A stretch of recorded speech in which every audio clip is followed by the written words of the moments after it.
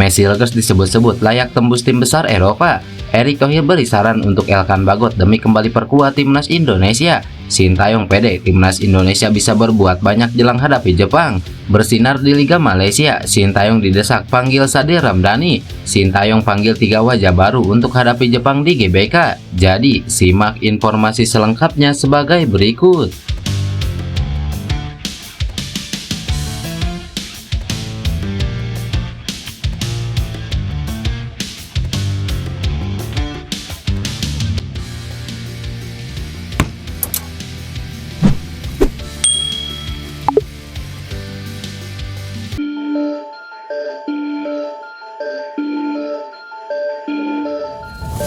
Pelatih timnas Indonesia Sintayong percaya diri anak asuhnya bisa mengamankan tempat di 4 besar putaran ketiga kualifikasi Piala Dunia. Ya, timnas Indonesia saat ini duduk di peringkat kelima klasemen sementara grup C putaran ketiga kualifikasi Piala Dunia. Tim berjuluk Skuad Garuda itu sudah melakoni 4 pertandingan. Dalam 4 laga itu, JIJS dan kolega berhasil mengoleksi 3 poin setelah 3 kali imbang dan 1 kali kalah. Dengan 6 pertandingan tersisa, Sintayong harus berjuang keras mengamankan tempat di 4 besar.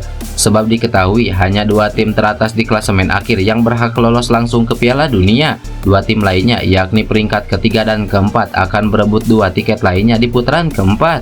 Sintayong mengakui 3 hasil imbang dari 4 pertandingan awal membuat anak asuhnya cukup puas. Meski begitu, pelatih asal Korea Selatan tersebut menginginkan para pemainnya kembali mengasah mental. Timnas Indonesia sendiri masih memiliki 4 pertandingan kandang di putaran ketiga. Sintayong optimis para pemainnya bisa mengamankan posisi di 4 besar. Saya pikir para pemain berpuas diri dalam pertandingan melawan Bahrain karena mereka melakukannya dengan baik, melawan Arab Saudi dan Australia. Jadi saya mengumpulkan mentalitas saya sekali lagi. Itu menyadarkan kami bahwa kami masih belum cukup baik. Bahkan orang-orang di sekitar kami pasti berpikir apakah mampu meraih setidaknya 1 poin. Kami sekarang memiliki 3 poin. Kami masih punya 1 pertandingan kandang lagi untuk setiap negara. Jadi kami bisa dengan mudah meraih peringkat ketiga atau keempat. Jelas Sintayong.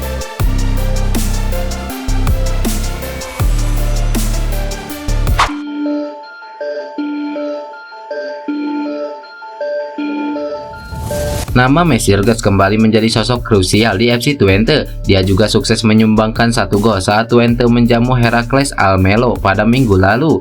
Laga tersebut berakhir dengan skor 5-0 untuk kemenangan tim tuan rumah. Menariknya, Messi Legers adalah salah satu pemain didikan Twente yang cukup berkembang. Sang pemain bergabung dengan Akademi Twente pada tahun 2011. Perlahan dia mendapatkan promosi. Pada tahun 2020, Messi Legers akhirnya berada di tim senior Twente. Bakat Messi Legers juga tercium oleh mantan pemain timnas Belanda Theo Lucius. Menurutnya, penampilan pemain berusia 23 tahun tersebut semakin solid, termasuk saat Twente menghancurkan Heracles beberapa waktu lalu. Sosok yang menjabat sebagai asisten pelatih PSV Eindhoven ini menilai bahwa Messi memiliki peluang untuk menembus tim besar.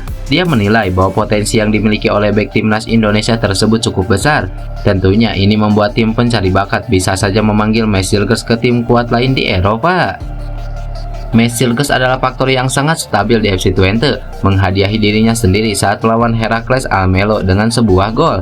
Apakah dia bisa menangani klub papan atas? Itu adalah pertanyaan yang harus dijawab. Tetapi saya benar-benar melihat dalam segala hal bahwa ia seharusnya bisa, ujar Theo Lucius. Lucius menambahkan Twente seharusnya terbuka terkait peluang tersebut. Apalagi Messi masih muda dan bisa belajar banyak di tim lain. Tentunya dia harus tetap memberikan kontribusi maksimal bersama Twente musim ini. Hal tersebut jadi modal agar dia bisa dilirik oleh tim lain saat ini.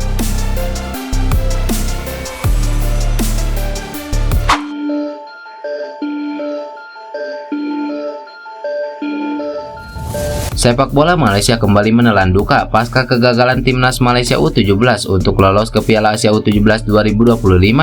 Hal ini juga yang membuat Christopher Reis, pelatih timnas Malaysia U17, memutuskan untuk mengundurkan diri dari jabatannya. Saat ini sepak bola Malaysia memasuki masa suram karena gagal di beberapa ajang yang diikuti oleh timnas Malaysia, seperti putaran kedua kualifikasi Piala Dunia, kualifikasi Piala Asia U17 2025, hingga yang terbaru adalah Piala Asia U20 2025. Hal tersebut sangat berbanding terbalik dengan sepak bola Indonesia yang berhasil lolos ke ajang Piala Asia, baik senior ke Piala Asia 2027, Timnas Indonesia U20 ke Piala Asia U20 2025, dan terbaru Timnas Indonesia U17 ke Piala Asia U17 2025.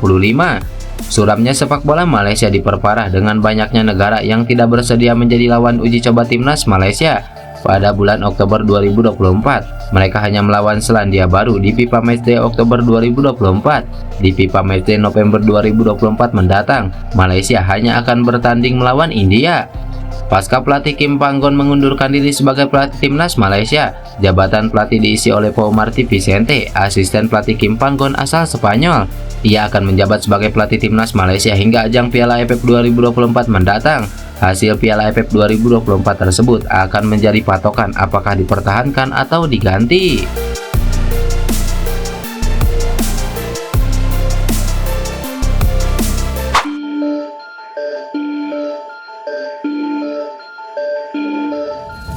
Pelatih Timnas Indonesia Sintayong diprediksi akan memanggil 3 wajah baru untuk menghadapi Jepang dan Arab Saudi dalam lanjutan grup C putaran ketiga kualifikasi Piala Dunia November mendatang. Sebanyak 3 wajah baru ini tidak dibawa Sintayong saat Garuda menyambangi markas Bahrain dan Cina pada Oktober lalu. Dari 3 pemain yang diprediksi bakal masuk skuad melawan Jepang dan Arab Saudi, salah satunya merupakan pemain keturunan anyar yang tengah menjalani proses naturalisasi. Timnas Indonesia akan menjamu Jepang dan Arab Saudi dalam matchday kelima dan ke-6 putaran ketiga kualifikasi Piala Dunia pada 15 dan 19 November 2024 mendatang. Seluruh laga penting itu akan berlangsung di Stadion Utama Gelora Bung Karno. Nama pertama yang kemungkinan dipanggil Sintayong ke dalam skuad adalah Justin Hubner. Justin Hubner mungkin kembali dipanggil oleh Sintayong setelah absen melawan Bahrain dan Cina karena cedera. Bek Wolverhampton Wanderers U21 berusia 21 tahun ini diperkirakan akan tersedia untuk pertandingan melawan Jepang dan Arab Saudi, namun keputusan bermainnya tergantung pada kondisi fisiknya. Selanjutnya nama kedua yakni Kevin Dix. Kevin Dix sedang dalam proses naturalisasi untuk memperkuat Timnas Indonesia. Dia diharapkan sudah bisa tampil ketika Garuda menjamu Jepang dan Arab Saudi. Jika berhasil dinaturalisasi tepat waktu, bek FC Copenhagen itu akan menjadi tambahan penting di lini belakang skuad Garuda. Kemudian untuk nama terakhir atau ketiga yakni Ramadan Sananta. Sananta tidak dipanggil Sintayong untuk FIFA Matchday Oktober 2024 melawan Bahrain dan Cina, kemungkinan karena alasan taktikal. Namun peluangnya untuk dipanggil dalam pertandingan melawan Jepang dan Arab Saudi terbuka lebar, mengingat penampilannya yang baik musim ini dengan 1 gol dan 1 assist bersama Persis Solo.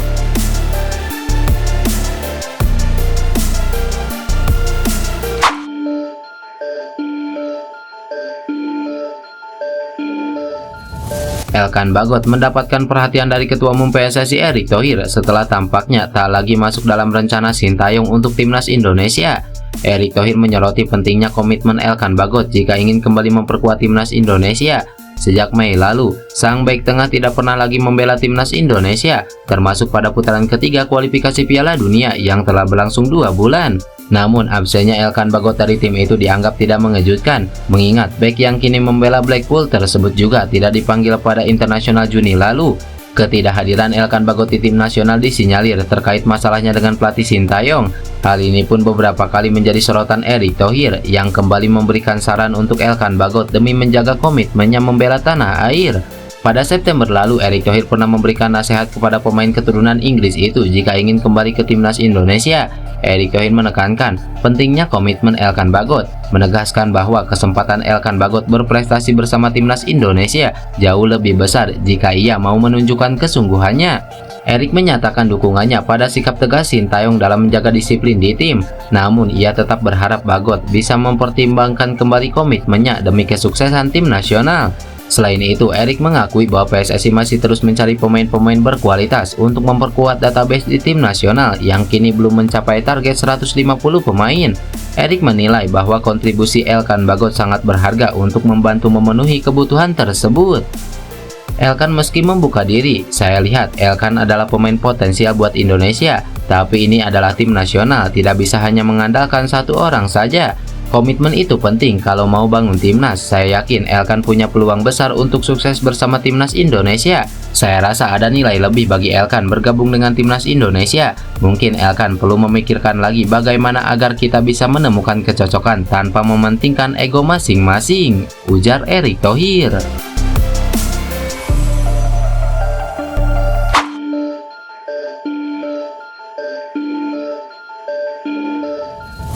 Pelatih timnas Indonesia Sintayong didesak memanggil Sadir Ramdhani yang baru saja dinobatkan sebagai pemain terbaik Liga Malaysia untuk menghadapi Jepang dan Arab Saudi. Ya, Sadir Ramdhani berkarir di Malaysia bersama Sabah FC. Di laga terbaru, ia berhasil membantu klubnya pesta gol ketika melawan Penang.